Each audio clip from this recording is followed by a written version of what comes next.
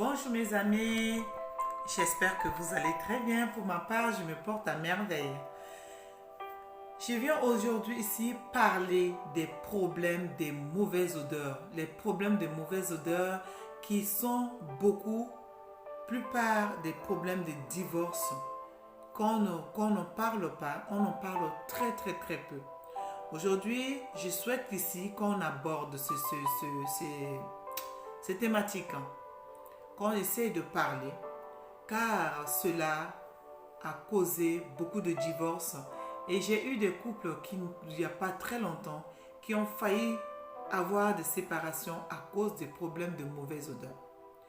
Alors, pour ceux qui ne me connaissent pas, je suis Sandrine Deligras, votre coach en hygiène intime et bien-être des hommes, des femmes, conseillère auprès de futures mamans pendant leur grossesse, après leur accouchement, à les conseiller à prendre soin de leur corps et ceux de leur bébé. Alors, tout d'abord, avant de commencer cette vidéo, je vous suggère un truc de rester jusqu'à la fin de cette vidéo. Il y aura des surprises qui vous attendent à la fin et des conseils pour vous débarrasser de ce problème de mauvaise odeur. Aussi, accrochez la cloche de notification pour être les premiers à avoir des vidéos que je vais tourner ici. Partagez au maximum, car partager, ça ne coûte rien du tout. Alors si vous partagez, ça va faire du bien à beaucoup de personnes. Ça va même sauver vos amis qui ont des problèmes des odeurs, qui n'arrivent pas à le traiter. Donc nous allons aborder nos sujets. Beaucoup de problèmes de divorce ces derniers temps qui est causé par les mauvaises odeurs. Ici, j'ai listé quelques nombres de mauvaises odeurs qu'on ne considère pas trop, ou si on le considère, mais on ne trouve pas de solution. Alors, ici j'ai noté les haleines de la bouche. Les haleines de la bouche qui vient aussi de l'estomac et de notre dent, la langue, la gorge et les dents. N'est-ce pas? Le deuxième, c'est les mauvaises odeurs au niveau de la transpiration, au niveau de cuir-chevelure et les oreilles. Le troisième que j'ai eu à noter, la transpiration sous les aisselles. D'accord? Le troisième, la transpiration sous les aisselles, de la sueur. Le quatrième que j'ai eu à noter, les odeurs des yoni. Et oui, les odeurs des yoni, de la omba. Chez la femme, chez les hommes, c'est pareil. Après, le cinquième que j'ai eu à noter, c'est les odeurs qui remontent des pieds. Ah oui, des pieds. Aujourd'hui, ce que nous allons traiter aujourd'hui particulièrement, c'est les mauvaises haleines. Les mauvaises haleines qui dit l'odeur de la bouche. L'odeur qui sort de nos bouches quand nous parlons. Et quand ça sort de la bouche, même quand on respire, ça sort, on respire que ces odeurs. Et les gens qui sont autour, ça les gêne. Et je dis, ça gêne pourquoi? Ça gêne beaucoup, plus ceux qui sont très proches de nous, qui dit nos maris et nos femmes. D'accord? Aujourd'hui, je veux parler plus du côté des hommes. Parce que beaucoup de femmes se sont plaintes et beaucoup de femmes me disent il y en a qui se sont divorcés à cause des odeurs, séparés avec le père de leurs enfants à cause de mauvaises odeurs. Vous vous imaginez, vous vous rendez compte? C'est énorme, c'est vraiment énorme. Donc j'ai décidé d'en parler aujourd'hui. Alors, les mauvaises odeurs qui viennent de la laine, de la bouche, souvent ça vient de l'estomac. De l'estomac si on mange très tard. D'accord? Si on mange très tard, on n'a pas le temps de digérer et cela nous cause l'estomac n'arrive pas à digérer, à écraser, à malaxer à l'intérieur, à travailler pour le dégager. Donc, ça reste là, ça fermente parce que il ne se dirige pas normalement dans le sac où les déchets doivent terminer. Et ça reste là, ça fait des remontées gastriques et ça donne des mauvaises odeurs. Ça donne des mauvaises odeurs, mes amis. Et oui, des mauvaises odeurs. Et cela gêne. Alors, pour des personnes qui mangent de l'ail, ça encore, c'est très, très fréquent. Pour des personnes qui mangent de l'ail, quand ils respirent, ça sent que cette odeur très forte. Et la femme à côté, elle ne supporte pas. La femme à côté ne supporte pas. Ou soit, pas peur de frustrer l'autre, ou soit, quand elle dit l'autre ne le supporte pas, et elle est obligée de l'assumer. Arrivé à un moment donné, elle ne peut plus continuer à vivre avec. Et s'il n'y a pas de solution, ça devient des divorces. Pour les femmes qui ne savent pas mettre de l'eau dans leur vin, et mon Dieu, ça capote, ça devient des problèmes énormes, interminables dans les couples. Donc, cela aussi cause beaucoup de problèmes. Parlons aussi des hommes qui prennent de l'alcool. D'accord? Les hommes qui prennent de l'alcool, qui mangent des fromages le soir, mon Dieu, ça aussi, ça tue. Et même quand tu brosses les dents, quand tu pars dormir, ça remonte. Ça remonte. D'accord? Ça, il y a des solutions. Il y en a qui disent qu'il faut manger des chewing-gums, mais il y a des solutions. Nous allons lister encore. Parlons des hommes qui fument. Parlons des hommes qui fument. Les fumeurs.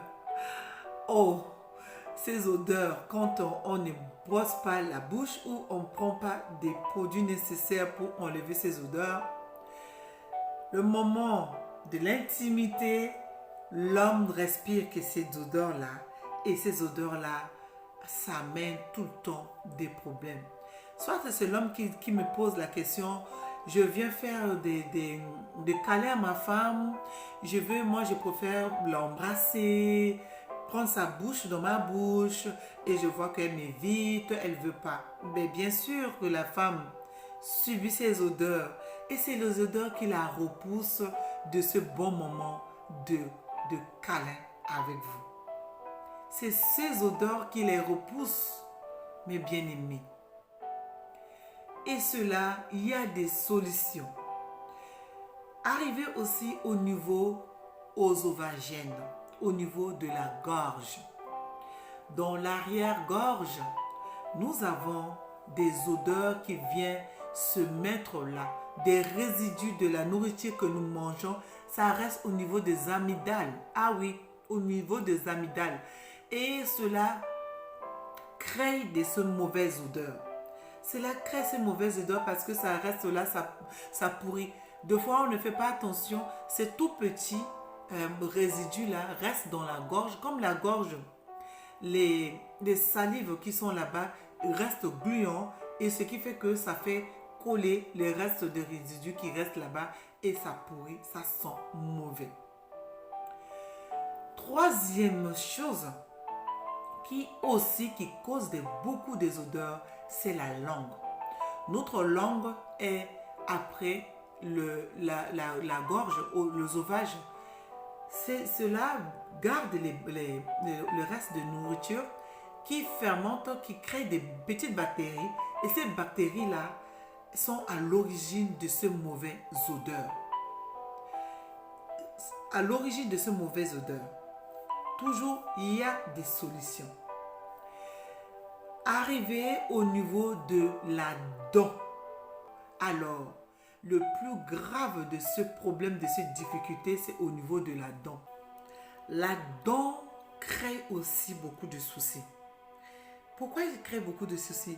Si vous avez des dents carriées, ça vous amène ce problème-là et les trous qui sont à l'intérieur, des résidus qui restent dans la dent, n'est-ce pas? Essayez de faire l'expérience, vous allez voir. Vous mangez à peine 5 minutes, allez prendre le cure-dent et faites écœurer l'intérieur de ces dents carriées. Vous sentez l'odeur. Vous allez vous-même fuir parce que cet endroit-là crée beaucoup des odeurs infectes. Et c'est les bactéries qui sont dans les dents qui rongent et qui fait que les denrées que nous mangeons pourrissent très vite. Ça pourrit très vite. Deuxième cause, les gingivites. Des gens qui ont des problèmes de maladies des gencives. Cela aussi crée des odeurs énormes. D'accord? Des odeurs énormes. Mais pour cela, il y a des solutions, mes bien-aimés. Il y a des solutions. J'ai trouvé dans la maison Siloué des techniques pour aider à nettoyer la langue, à boire pour apaiser ou pour nettoyer les dents. N'est-ce pas? Restez jusqu'à la fin de cette vidéo, vous allez comprendre. Alors, aujourd'hui, moi-même, j'ai préparé une tisane, la tisane à base de clous de girofle. Alors, comment ça se présente le clou de girofle? Le clou de girofle, il faut le garder dans des bouteilles hermétiquement fermées. D'accord? Hermétiquement fermées. Et cela va beaucoup vous faire du bien si vous prenez cette tisane 2 fois par semaine. D'accord? 2 fois par semaine. Alors, c'est ça le clou de girofle. Le roi de ce jour, le clou de girofle. Le clou de girofle. D'accord? Le clou de girofle, c'est le roi de ce jour dans nos vidéos. Alors, j'ai préparé, j'ai fait porter à l'ébullition de l'eau dans la casserole. J'ai mis dedans, j'en ai à peu près 8 clous de girofle. J'en ai mis 8 dedans, de ce petit, qui sont très bons. Vous pouvez aussi garder dans la maison, faire de la nourriture, faire la tisane. Vous pouvez mélanger avec votre menthe ou de la citronnelle et vous faites la tisane avec. C'est du régal. Et vous pouvez rajouter du miel un peu. Moi, je le prends nature parce que j'aime beaucoup tout ce qui est nature. Vous pouvez le prendre comme l'apéritif en le mettant au frais. Parce qu'il commence à faire très chaud, vous pouvez le prendre comme du jus et boire, voilà, dans un verre de cocktail, comme je l'ai fait là, vous pouvez le boire. Sinon, vous pouvez aussi le boire chaudement le matin quand vous vous levez ou avant d'aller vous coucher, vous pouvez boire ça. Qu'est-ce qu'il fait, le clou de girofle? Le clou de girofle, c'est un anti-inflammatoire. C'est un antidouleur, c'est un apaisant pour l'estomac et c'est un désinfectant aussi pour la bouche. D'accord? C'est des désinfectants pour la bouche.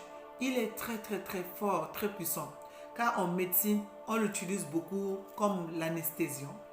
D'accord? On utilise beaucoup comme l'anesthésiant dans le monde dentaire. Les dentistes utilisent beaucoup comme l'anesthésiant. Donc, vous pouvez prendre ça 2 fois par semaine. 2 fois par semaine, ça va nettoyer et apaiser les remontées gastriques. Tout à l'heure, j'avais des brûlures. Quand j'ai fait ma tisane, je l'ai bu un peu. Ça m'a apaisé la gorge. Tout simplement, ça vous apaise. Et ça enlève ces mauvaises odeurs.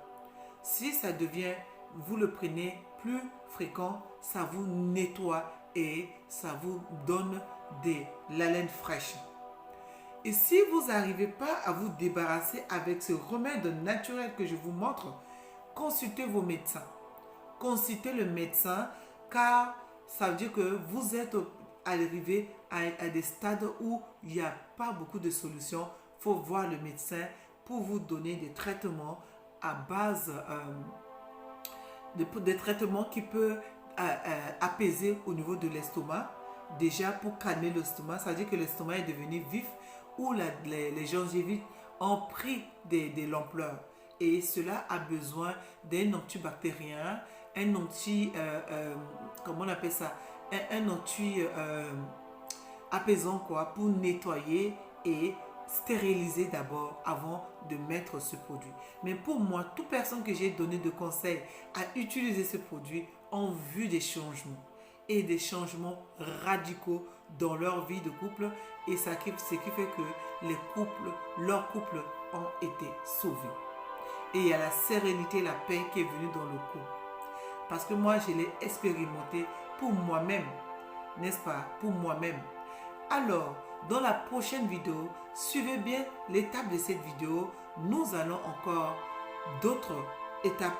Prochaine vidéo que nous allons tourner, nous allons parler de l'odeur de cuir-chevelure. L'odeur de cuir-chevelure et des oreilles. L'odeur qui remonte de cuir-chevelure et des odeurs. Alors, sur ce, nous nous séparons aujourd'hui, mais très bientôt, je reviendrai avec d'autres vidéos qui vont vous édifier et qui va nous donner beaucoup de conseils à traiter par rapport à des problèmes de transpiration sur le cuir, chevelure et dans les oreilles. À très bientôt sur la chaîne YouTube Siloué. Si vous avez des conseils ou des questions à poser, mettez-moi dans les commentaires. Sinon, cherchez-moi sur Facebook et vous allez avoir mon lien de Facebook. Sur Facebook, sur le nom de Sandrine Deligras, et de là, vous allez avoir mon coordonnée Messenger. Vous me laissez des messages, je vous répondrai toujours. Allez, à très bientôt sur la prochaine vidéo. Bye.